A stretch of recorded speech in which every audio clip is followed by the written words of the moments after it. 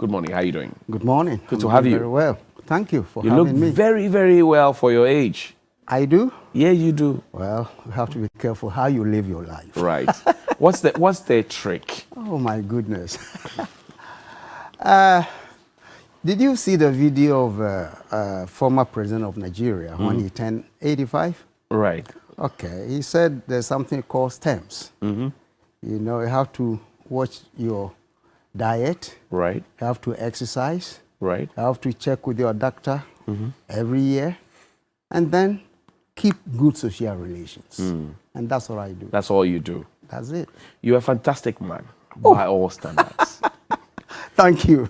You co-founded the CDD, the Yes. Center for Democratic Development. Correct. How is it doing these days? Very, very well indeed. You know, myself and my good friend, Professor Jimabodi, we co-founded it back in 1998. Right. We are both retired from the CDD, doing other things. And the center is just fantastic. We've got about more than 50 people, full-time employees, and doing fantastic research and supporting our democracy. Yeah. When you look back, how does it make you feel? I feel very good that in a very small way, I've been able to contribute to the democratic development of this country. So that makes me feel good. You are a doyen when it comes to local governance. But first, let's look at central governance. Are you happy with the way things are going in this country? I don't think that anybody who has made serious observations over the years, not just the past 5 years, but over the years since our independence, will be happy with what's going on. Because there have been what I may call systemic issues that, as a nation, we have not been able to face up to. So irrespective of which government comes to power, we tend to experience almost the same kinds of issues. And that is disturbing, because by now I believe strongly that our academicians, our intellectuals, our social, civil society activists, all of us should have put our brains together, and politicians, of course, to really find out why our development seems to be cyclical. It comes, it grows and bursts, it grows and bursts. There is something inherently wrong with our system. Is it the quality of people we put in government, or the quality of people we appoint? What is the problem? What have you diagnosed? It's a mix of the people we get as leaders on all fronts and the system that we have imposed upon ourselves. Okay. You see, first of all, if you take the Fourth Republic, I think we can argue that because we have succeeded for 30 years without any serious problem, it's been resilient, and therefore we can be happy with that. But the truth is that this constitution was imposed on us in many ways, despite the fact that there was consultative meetings and all. The fact is that the constitution has so many deficiencies, especially when you consider that the political rhetoric at the time was more for people, like people's democracy, blah, blah, blah. But what we see is a democracy that is imposed on the top. And down there, we have little democratic activities. And that, I think, is a big minus for the kind of democracy that we're practicing. And when I say this, it relates more to the power relationship that exists between the ruled and the rulers, all defined by the Constitution. And I think when we talk about constitutional review or reform, we are talking basically, at least in my view, about how we restructure the power relations. We have been at this for quite some time. 30 years now. Now, what? And so what? We have had committees sitting to look at the Constitution, possible review, and then what? Only once under President Atamil he constituted the review. And even then, I look at the report and there was nothing earth-shaking about the recommendations. Really? In many ways, it reaffirmed what exists. In other ways, it sought to make some changes. And the key issue that, for me, came out was perhaps to restructure local governance when it said that based on the views of majority of Ghanaians, they wanted an elective district chief executives. And even then, The incumbent government then did not agree. You know, they came out But with their Nana own Akufo-Addo proposal. promised that. He said it was going to happen, and Hajia Alima Mahama, who Yes. now is an ambassador Sure. as local government minister, he promised that it was going to happen. And then he had to withdraw the bill. The articles in contention were 241.3 and 241.1 and 55.3, which, you know, for some strange reason was withdrawn. Well, I guess it was withdrawn because the bill apparently at the last minute didn't get the support of Parliament as an institution. Well, but the That's what we majority said. at the time had 169 seats as opposed to 106 by the minority. So they could They still could have pushed it have, through. but I don't know exactly why the government at the time decided to withdraw it. But even then, that seemed to have been a progressive proposal. But in my view, it didn't. It wasn't. Because it didn't come along with fiscal decentralization. You see, electing district executives by itself will not mean much. You have to empower them Right. with what they will need to really execute their programs. Right. So if you say appoint them and still you retain the power of the purse at the center, then you are not really decentralizing. You see, what is troubling, you see, we have decided to impose on ourselves a presidential system of the Americans. We have put it on a unitary system that our Constitution creates. Right. You see, in America, the president, as you know, the states are more or less independent. They elect their governors all the way autonomous. to the district level. But here we have a president who goes down to elect everybody or appoint everybody for you. That's a big contradiction. So It's not because of the hybrid system that we chose. Exactly. I was coming to that. Yes, because we say we are mixing the parliamentarianism of the British and the presidentialism of the Americans. And what we have is something in between. And I'm not sure it's giving us what we need to really advance our political development. I'm So not sure. where does your pendulum swing? Presidential, parliamentary? Where does it swing? You see, it's not a matter of where it springs, Johnny.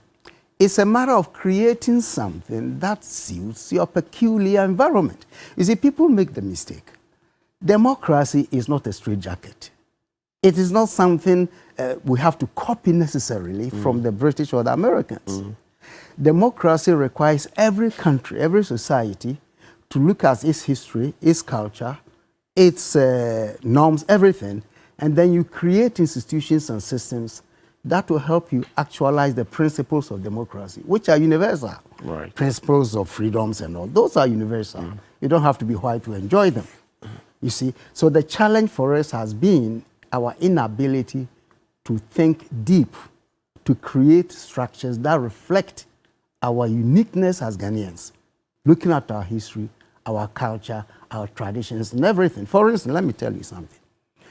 As a student, decades back, you know, in the U.S., I could not stand the whole notion of chieftaincy. Right. And most of us, especially if you want to be socialist, a little bit to the left, you use terms like, oh, it's a relic of history, it must be put in the trash bin of history and all.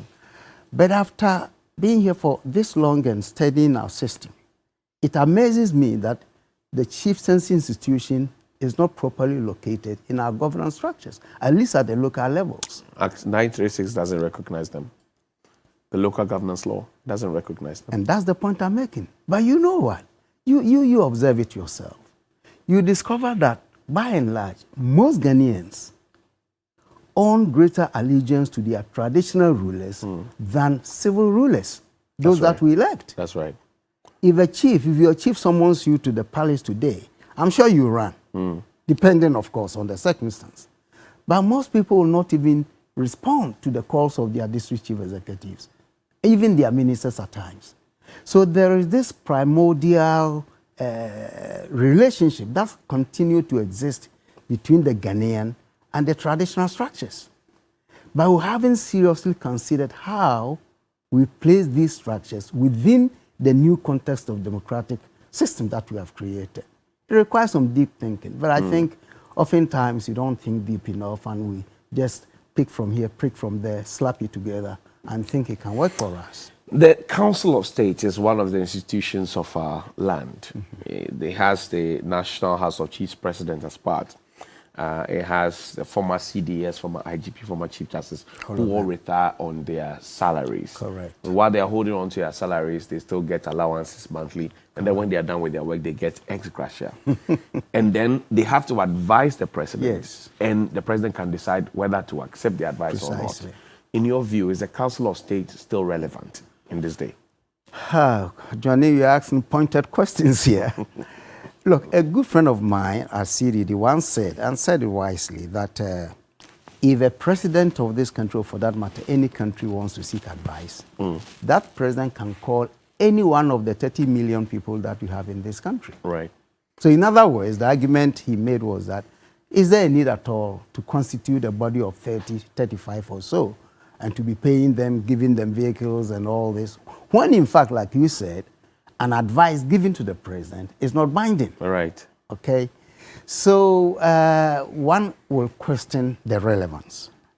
Unless there is a way to shake it up, to form it in some ways. But still, if it's only to render advice, then I will suggest that there are people, even though members of the council are experienced people, they are very highly respectable people, and I respect all of them. But I believe there are some experts who can easily put together a paper to advise the president on any issue that comes up in the country. So in effect, you're saying that Council of State shouldn't be there?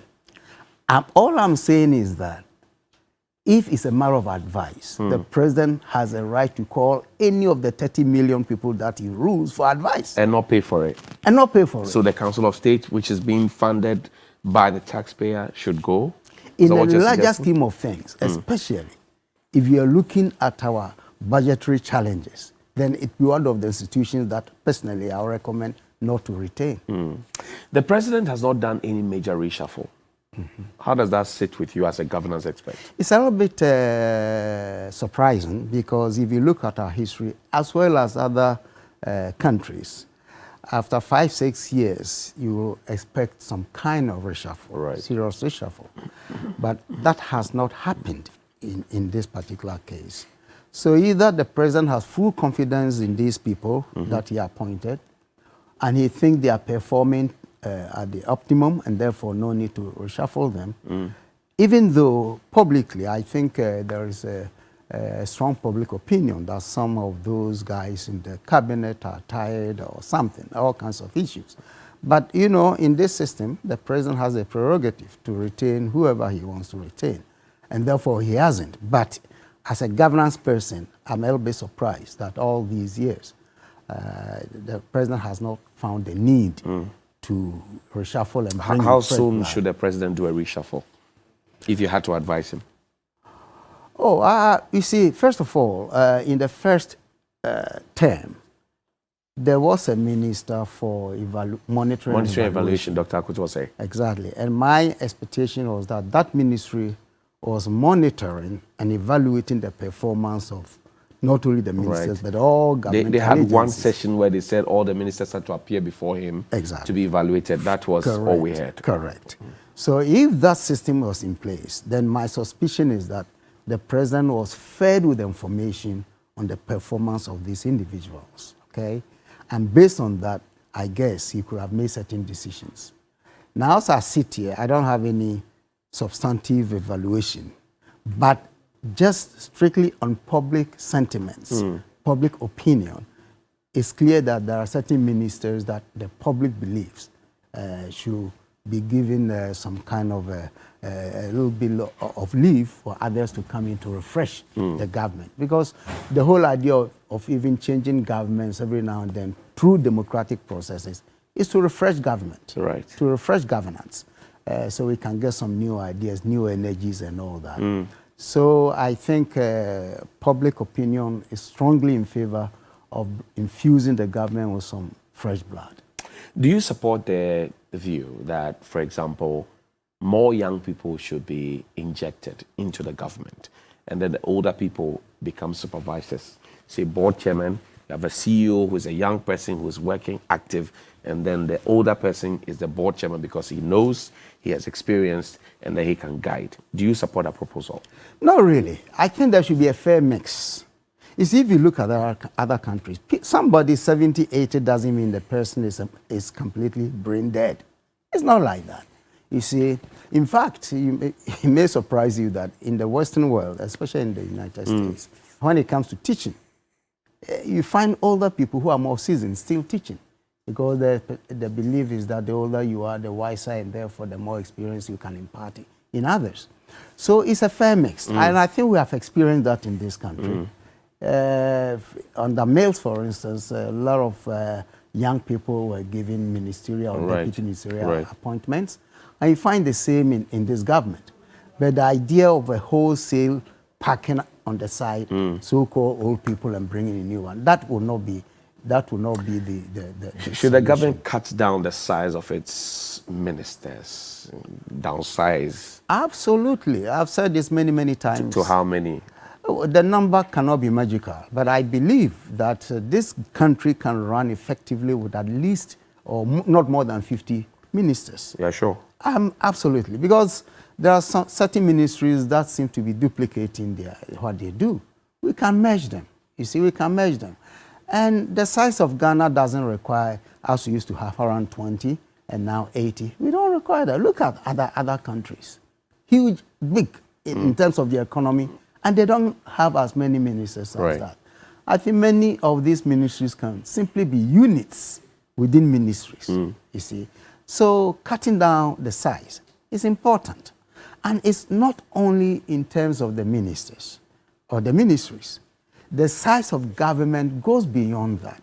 If you look at the many agencies that governments, past and present, have been creating, and look at their performance over time, you wonder why we continue to throw money at these agencies. Okay?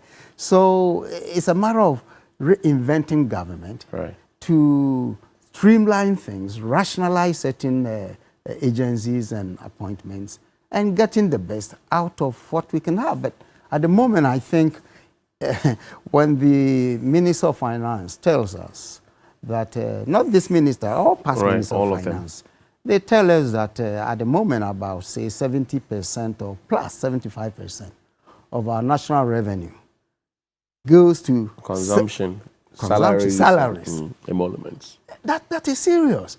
And what is worse is that that 70% represent just about 650,000 people, or let's say 700,000 Ghanaians. 700,000 Ghanaians consuming 70% of our revenue. Of all that we have. Exactly. Doesn't that disturb you? You see? So I think there's an inherent unfairness in the way we are distributing the small national cake that we have. Okay? And that is because our government structure is bloated. But who bakes the national cake? All of us do, by your contribution to national development. The farmers, the fishermen, the carpenters, the bricklayers, all of that, the teachers, the professors, everybody, and of course the politicians. So you're suggesting that we need a rethink into how much we bring in and how much we spend on, say, salaries, or maybe we have to do something extra to get more, so that we don't end up spending more than 70% on just salaries and emoluments. Rethink is not only cutting down how much, the percentage of people consuming that much. It's rethinking government, how we can restructure government. Because the structure that we have imposed on ourselves is a consumptive structure. Because all the 700,000 people that we know to be on the government payroll, they can all claim to be contributing to progress. But in terms of creating wealth, you see, the essence of national development is wealth creation. So how much wealth do you create? Because you expand the national cake by creating wealth. So if all or most of your appointees are not adding to the wealth creation, but rather adding to the consumption, then you are not really going to go forward with your wealth creation. I see. Let's look at local governance. Are you happy with the quality of people we make DCs? Not at all. MCs in Not this at country? all. We had to wait for 9 months to get them in full disregard of Act 936. And we have DCs now. We have had DCs in the past since 1992. Are you happy? How can I be happy when I'm so disappointed with democracy at the grassroots? You cannot be happy because these district assemblies and DCs, they exist. Look, I went to a certain DC MC's office earlier this year, and in our conversation, he made it clear that he is there to serve the president. He Really? did not say that he was there to serve his people. And why can't he? Misplaced The man was priority. appointed by the president, and that he can be sacked tomorrow by the president. So why wouldn't he prioritize the president's interest over and above the interests of his own people? And that goes everywhere. It's not only in this government. In all governments that we have had.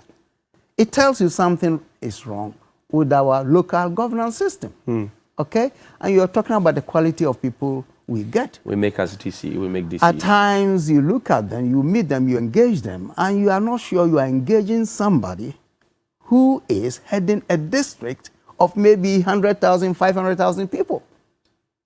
Because you are not connecting when you talk to these people. Okay? So the quality, some are excellent. I'm not saying running down everybody. No, not at all. But I think if people were to have the opportunity to decide who governs them, then that question becomes irrelevant. Would you it's the blame people's that choice. on patronage, party patronage, but, and allegiance? Tony, that has been part of our system from the beginning. The political system we have created thrives on patronage. It's clear. So, with that kind of system, and that is why everybody flocks into the political arena. You know, and again, I respect young people who jump into politics right away from the universities because some of them are fantastic. But generally, that shouldn't be the case. If we're to have a vibrant local governance, then you can expect that people will grow out of these districts before coming to the national levels. And they will have been matured, both intellectually and practically, in terms of the experiences also. Okay? But if you jump for university first degree, and because you have a loud mouth, and you can shout horse at political rallies, and you are lucky for your party to win power, and you are made a minister or deputy minister or whatever that you are put into, you are coming to that position with literally no experience behind you. And mind you, you should not dismiss experience at all. You should not. Experience is critical in your judgment, decision making, and how you relate to people. And we have experience. It also implies somehow we have history behind you. Because most of the discussions we make in this country are made outside historical context. That's right. And once you do that, you're getting it wrong. Because the problems we face today were not made today. It's out of our history, at least the fourth Republican history. Right. Okay? It's been accumulating over the years. So that's why at times, even though we may be very unhappy with certain actions or decisions of the incumbent government, you have to also understand that most of these issues or problems come out of our history. I see. So it's important that we Volunteerism and patriotism, the things that seem missing at the time. very much. Now, I know you've been patriotic and you had volunteered on many different levels. That's true. Where did they go? You know, Johnny, let me refer us back to Kwame Nkrumah's era, where, in my view, looking at all governments since independence, I would say that was a period, voluntarism and patriotism and nationalism, if you will, were really, really treasured. And somehow, his formation of the Young Pioneers contributed to that. I was a young pioneer as a little boy, okay? Besides certain elements in it that were not really enhancing, like if you are made to shout Nkrumah never dies and all, those things were not important. But in terms of making you love your country and your continent and making you love yourself as a black man, those were critical. I've never seen that since, except perhaps on some interesting level during the rule of Champon. Because who you wrote a book about recently. Correct. Because when you talk of Operation Feed Yourself, it wasn't a program that was subsidized by government. It was an appeal to the patriotic sentiments of Ghanaians to grow what you eat. So people in their backyards started farming, rearing poultry, purely on voluntary basis. That was a display of patriotism or nationalism, if you will. But nowadays, everything that the government initiates, you have to have money to back it up. There were times when even on the street, if you ask a little boy to show you a place, they'll go happily without asking for anything. These days, the boy or the little kid will open the palms when you ask him or drop to do something. Yeah, drop something in it. So it seemed like our certain core values that we treasure, that was making... How do we bring it back? That is the issue. How we bring it back, for me, education from the kindergarten. The children have no textbooks. That is, again, a challenge. You see, you cannot bring it back if you don't have textbooks for your kids. You don't have teachers who are already prepared, who have been prepared for that kind of task. But beyond education, I don't know what else. And of course, the social media, in so many ways these days, you are one of the big influencers in societies. So your programs and how you tailor them also have a role to play. Right. So for me, education, the media, and then of course, people's own ability to read and appreciate what they read. You spoke about the young pioneers. There's also, as a member of the Ghana South Association, National Cadet Corps, I'm still a member of it. Yes. Girls Guide, Brigade, and all of Scouts, this. yes. All those groupings seem to have fizzled out. away. Yeah. Aside the National Cadet Corps, which I see strongly, Yes. you don't see most of those organizations still happening. Discipline is a problem. Yes. Patriotism is Yes. worrying. Yes. And nationalism is... I don't know why. Should we hold the National Youth Association to it? Or authority, sorry. But the Youth Authority, tell me what mandate they have and how they're supposed to execute the mandate. They are supposed to regulate associations, for example. Regulate them, does it? Right. So if nobody forms an association, you have nothing to regulate, right? You know? So regulating means nothing in terms of building up character. See, the institutions, organization you mentioned, the Boy Scouts, Girl Guides, and Young Pioneers, cadets.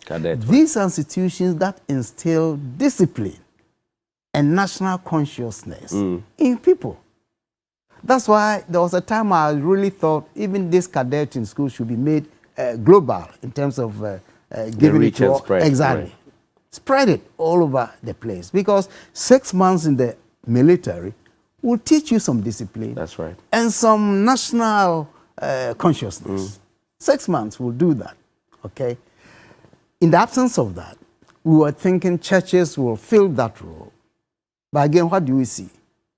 Our churches, for lack of better expression, I guess the Orthodox churches are still doing what You are they disappointed in the church. Of course, very much so. Why are you disappointed They are in the part church? of the problems we are having. Really? Because, of course. But they preach week on week. They go to church, they assemble. They're trying to show people a country. Maybe, Johnny, I think we are better not getting into faith because, you know, faith is something you can never challenge. And churches are built on faith. And I'm not here to contest anybody's faith. So I would rather not... I'm not looking at the faith aspect. I'm looking at it as a fellowship, looking at the influence they have on society. They pray for the economy. They pray for the city when it's falling. They pray for lights to come back. The churches do all of those things. So they contribute to national development. Somebody will say maybe that's one of the reasons we are having the problems. If a religion is reduced to prophesizing who becomes president and who will die tomorrow, then it tells you where we are. We have simply not only polluted, but... You're not happy with the quality of course. Of people standing in the pulpits? Well, I respect some of them. Okay. But there are many others I won't touch with a 6-foot pole. Really? From that distance? Oh, yeah, I won't even touch that distance. The government says, the executive says they want to cut their salaries by 30%, but they want to keep it in the consolidated funds or account. And they are not showing us what exactly they want to use the money for, but they are cutting it by 30% anyway.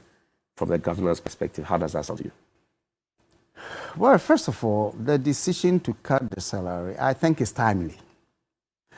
And I think if we are told that it will yield about 3.5 billion cedis, it's not a bad idea to have 3.5 billion cedis. So in that respect, I can applaud the decision. But having said that, I have serious reservations about these measures. First, it's supposed to last 9 months, starting from April end of. So 9 months contribution, right? It's not permanent. That's right. The problems we are facing requires a more sustainable commitment than a 9-month commitment. Secondly, and you rightly said, if they are serious about these savings, they should create a special fund so all of us can monitor and see how it is applied. That will help people who have serious doubts about governments and their decisions and pronouncements. Because unfortunately today, as been over the years, there's a serious problem of trust between the governed and the governor. The governed and the governed. Yeah, you see. So any such decisions, which of course can be popular, I think there must be mechanisms to monitor closely to make sure it comes to be. Right. Okay. Thirdly, in my view, the problems we are facing require more than what we are trying to do. Really? Of course, Johnny, because the problems are fundamental. These measures are palliative. They're temporary. They just come and go. They come and go. And that's not how you solve such a serious problem. My thinking is that in this situation, there must be a serious attempt to build a national consensus. Okay. You can call it Senche, Forum, or whatever, but we need a national consensus. Because you see, Johnny... Who must call that meeting? I'll come to that. Johnny, no one government, no one party in this duopoly political system we have can solve our problem. MPP can't, NDC can't. By themselves, no. They can't, because look at the problems we have. There are certain fundamental issues we need to confront. And none of them by themselves can confront it. We need a national, all of us should be together and agree on how we move on it. For instance, if you talk about, and frankly, when the president came with the notion of a Ghana Beyond Aid. That's right. I was very excited because the concept, at least in my view, was almost like reliving a Champong's self-reliance. Eat what you grow. Exactly. Beyond aid. Let's do what we can locally to avoid these monies that we ship out. You sound disappointed now. Well, I don't know if you sense that from my voice. But the point is that this wonderful concept that came has not been formulated in any serious policy strategies to achieve. I know why. As good as it is, the president alone cannot achieve it. After all, it's limited to 8 years. But that concept requires maybe a 50-year strategy. But do we have a national plan? Do we have a blueprint? You lived in the US, you schooled there. Do we have a national blueprint? This is where we are going. Well, unfortunately, we all live by political party manifestos. The parties substitute a blueprint for development with their manifesto. Should that be the case? It shouldn't be the case. That's why a party comes into power, takes 10 steps, another takes 5 out of the 10, then we start from the 5, then we build on. At times, we even stop completely the steps that have been taken by a previous government because the parties are competing for public attention and for votes, you see, and therefore become populist in so many ways. Have you been happy with the governance of President Akufo-Addo? Looking at the man you knew before he became president the campaigns, the promises. Now he's in government. Have you been happy? Johnny, you see, well, I don't know whether we should personalize the conversation. Oh, but he's the man in charge. He's the man in charge. Right, with his vice president, Dr. Baumia. Have you been happy? Listen, there are so many things I've been happy about, and mostly in the initiatives. I've mentioned the 1D1F. It's an exciting initiative. Some say it's just slogans. We can come to that. But I'm telling you about initiatives that we have seen. One district, one factory, one village, one dam, Yes. Planting for food and jobs, rearing for food and jobs, planting for export and rural development. Even the 1D1F, I will say that even if he's able to get 50 solid factories before he leaves office, it will be 50 factories we didn't have before. And therefore, it's in addition to what we have. But most of the factories now are being refurbished. The factories that exist, but they're expanding. But most of them also are privately initiated. That's right. It's not government funded. And therefore, their sustainability can be relatively assured. Okay? And that is the way to go. Now, if you ask, well, despite all these initiatives, where are we? Of course, there have been some disappointments. No doubt. Are you disappointed? There have been some disappointments in Akufo-Addo, President Akufo-Addo, as president, the way he spoke in opposition, how he's governing now, how everybody's complaining, CD is falling, dollar is chasing, you know, economy, cost of living, fuel prices here and you know this better than I do. Rent allowance, you know. Listen, you know this better than I do. No, I'm asking you. I'm asking my professor. Johnny, you see, when political parties are in opposition, what do we hear from them? They have answers to all the problems that we have, both the NDC and the NPP. So in that respect, I'm not surprised that some of the promises that Nana Akufo-Addo and his vice president gave when they were in opposition, I'm not surprised that they are not able to fulfill them now. But are you disappointed? Yeah, of course, if something you expected didn't happen, you get disappointed. The government wants to win back trust from the people. According to Mr. Kanoforiata, he quoted Jeremiah 29:11, and he spoke about it that, you know, pray for Ghana, let it be good, so that if it's good, it will be better for all of us. You know. How do you propose that the government should win back trust? You are raising a very important point, Johnny, because you see, in governance, one of the key things you need to have is trust. Trust is a political capital when it comes to governance. When there's government and there's no trust between that government and the people, you are going to face serious challenges. And I think over the years, our politicians have not been straight with the people. Over the years, both parties that went power in the Fourth Republic. Right. Because they promise so many things, they get into power and they are not able to meet the expectations of people. So people gradually over time appear to be losing trust in government. Right. And for me, it's very dangerous because that will undermine the political efficacy that we need to have in democratic governance. Okay? So how do we avoid that?